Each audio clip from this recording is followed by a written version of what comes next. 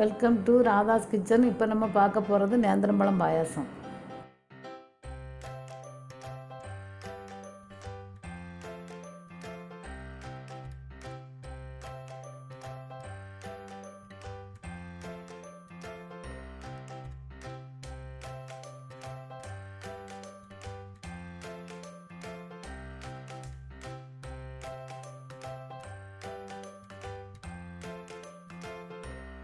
நேந்திரம் பழத்தை இந்த மாதிரி சின்ன சின்ன பீஸாக கட் பண்ணி வச்சுக்கிடுங்க.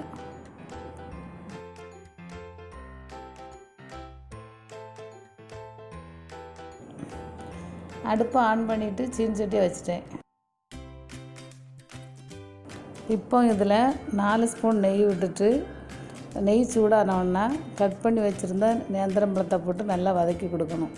நீங்கள் நெய் வேணும்னா கொஞ்சம் கூட சேர்த்துக்கலாம்.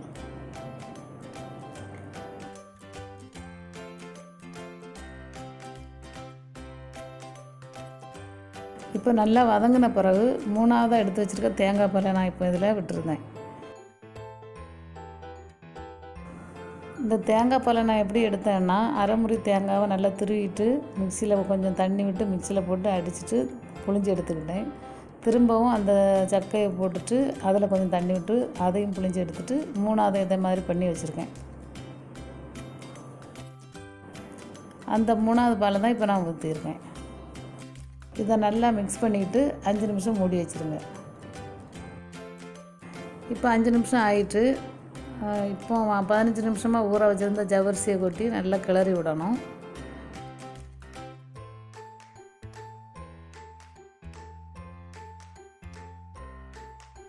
பிறகு நாட்டு சர்க்கரையை இதில் போட்டுட்டு அதையும் நல்லா கிளறி விட்டுட்டு,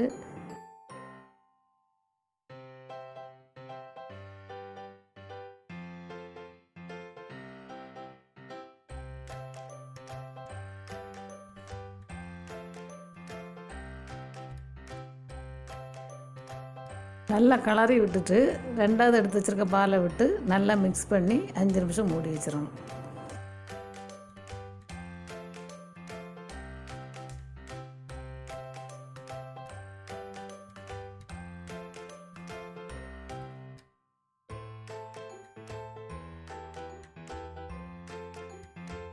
இப்போ 5 நிமிஷம் ஆகிட்டு நம்ம திறந்து பார்க்கலாம். நல்லா கரெக்டாக வந்திருக்கு. உங்களுக்கு ஏதாவது அடி பிடிக்கிற மாதிரி எதுவும் தெரிஞ்சிச்சா கொஞ்சம் வெந்நீர் சூடு பண்ணி கலந்துக்கிடலாம். நல்ல பழுத்த பழமாக இருந்தால் நல்ல டேஸ்ட்டாக இருக்கும்.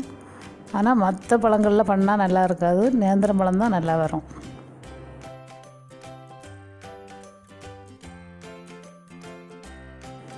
இனி ஃபஸ்ட்டு எடுத்து வச்சுருக்க தேங்காய் பாலை ஊற்றி நல்லா கிளறி விட்டுக்கிடணும்.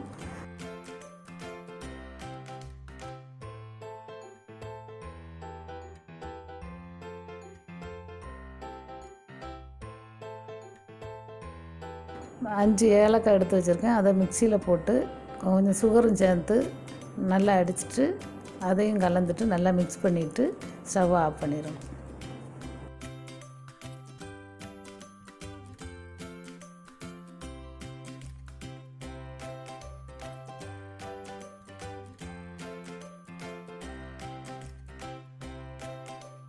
கடைசியாக நெய்யில் முந்திரி பருப்பை நல்லா வறுத்து ஊற்றிடணும்.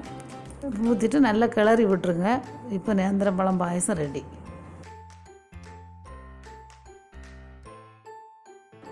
எல்லோரும் இந்த டிஷ்ஷை வீட்டில் ட்ரை பண்ணி பார்த்துட்டு எப்படி இருந்துன்னு எனக்கு கமெண்ட் பண்ணுங்கள்.